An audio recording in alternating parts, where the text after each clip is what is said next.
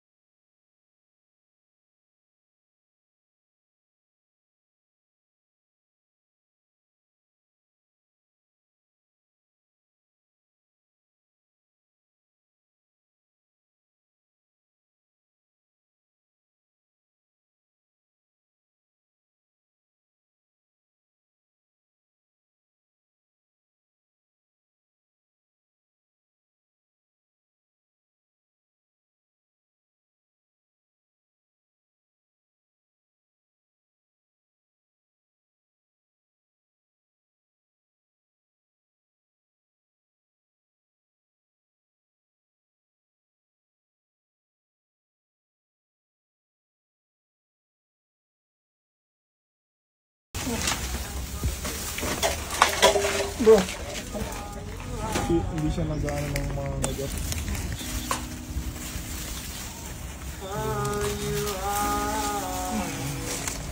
Let's go bro.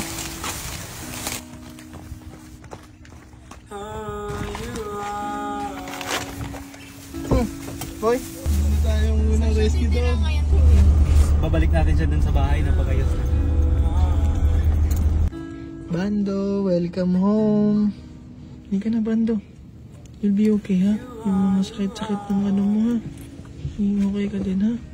Hindi ka na, Bando. Hindi ka na. Safe siya. Sobrang grabe yung sitwasyon niya. Sugat-sugat yung balat, may galis, may pulgas. May sugat.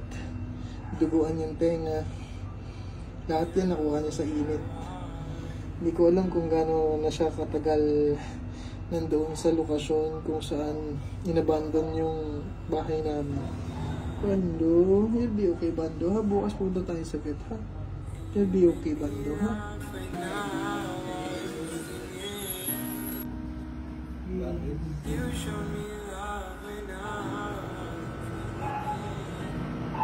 Bando!